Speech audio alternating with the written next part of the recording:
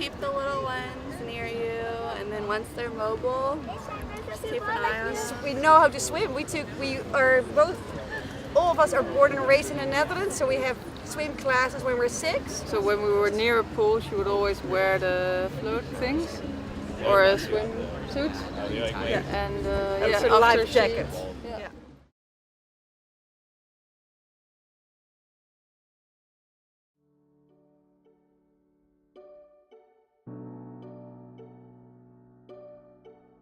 A lot of times this is something that people think does not affect them, is not going to impact them, and it's not something they need to think about. And I've learned through this work for the last almost 8 years that drowning has no boundaries. It doesn't matter your race, your gender, your ethnicity, your swimming ability, even your age. Certainly under the age of 5, it's the biggest problem. But this message is for everyone. My mother didn't know how to swim, but she wasn't afraid of the water, but she didn't know how to swim, so she wouldn't get in. Single mom, and she decided that her son, only son, was not going to be afraid of the water or not know how to swim.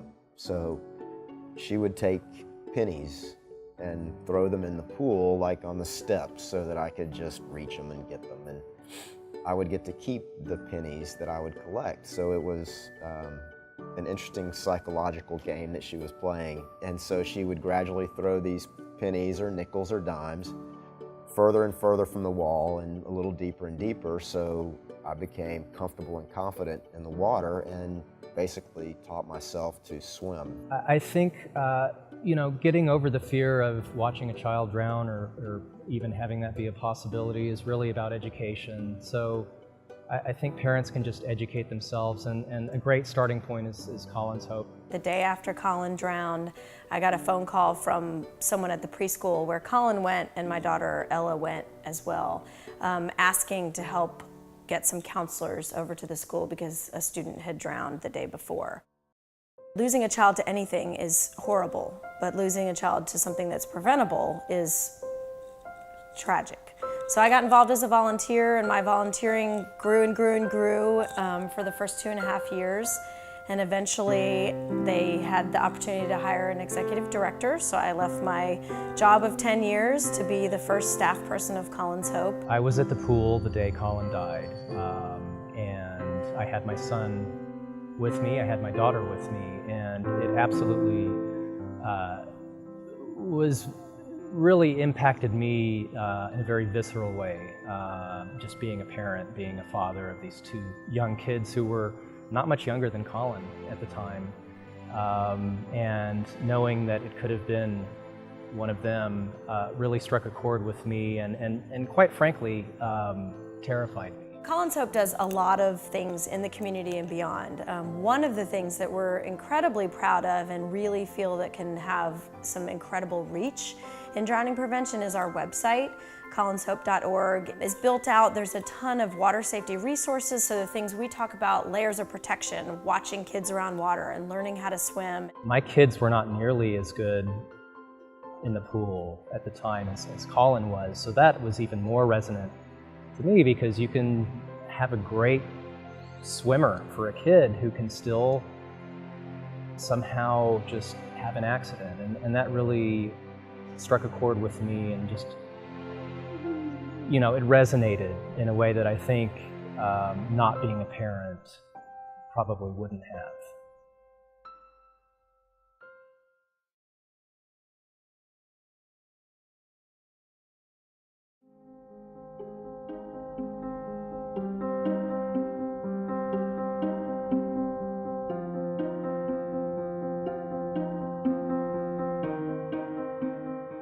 Colin was born in Austin, Texas on September 2nd, 2003. I remember coming home from the hospital with Colin for the first time, thinking just how fortunate we were. We had a healthy, happy 2-year-old daughter, and now our family was complete with our newborn son, Colin. Colin's enthusiasm and personality were contagious, and because of that, Colin found it easy to make friends. And anytime Colin spent time with the 3 amigos or his friends, he'd often like to end the day saying, "Dad, today was the best day ever." And each and every best day ever was followed by another.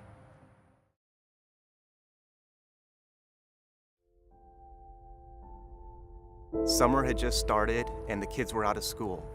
Colin and his older sister had just finished their annual swim lessons, and at the end of the swim lessons, they were both awarded their swim medals. The medal was something Colin was very proud of because historically he had been very cautious around the water.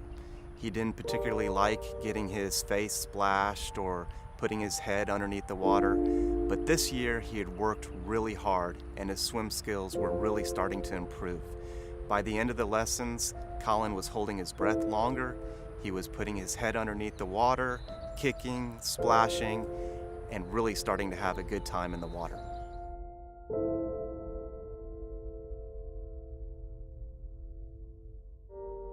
The very next day, several families went to a new pool that Colin hadn't been to before, and Colin was very excited to show everyone his new swim skills. And Colin played with the group of kids that they were with as they dashed around the pool, splashing, ducking in and out of the water.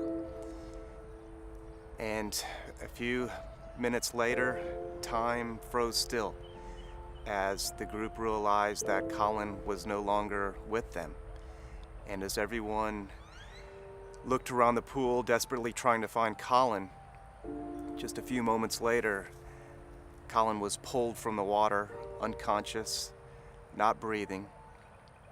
So when I walked up and saw who I now know to be Colin on the deck receiving CPR, that was a shock. After what started as a best day ever with family and friends turned into a tragedy. We joke in my house that it's called She's Always Working, because it doesn't matter what's happening. I'm either wearing something Colin's Hope or the vehicle, so I'm constantly just making it happen. Colin's aunt invited me in 2010 to be part of the first inaugural Running Buddies team. They were putting a team together to run the Austin Marathon, and she said, "You're a runner, you should do this marathon." And we raise money for Colin's Hope, and it's all win-win. And I thought, okay, I can do that. This is bigger than me now. We have a golf tournament, the Colin's Hope Classic, that happens in April.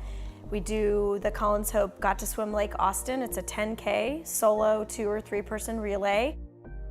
It's the Thursday before Labor Day weekend. It's every year, it's right around Colin's birthday. And this is why we started Colin's Hope, to raise drowning awareness prevention and help other families not go through what our family has suffered. If I could say one thing to people watching this video,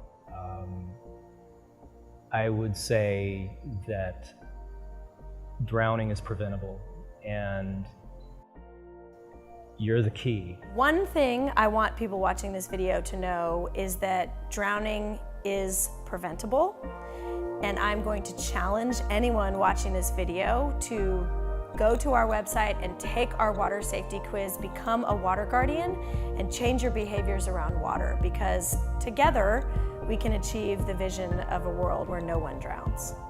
When I think about what she and Jeff started with Colin's Hope,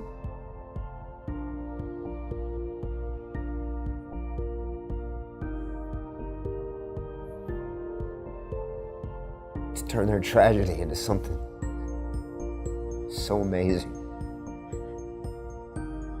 so giving. I want their message, literally, to reach the world.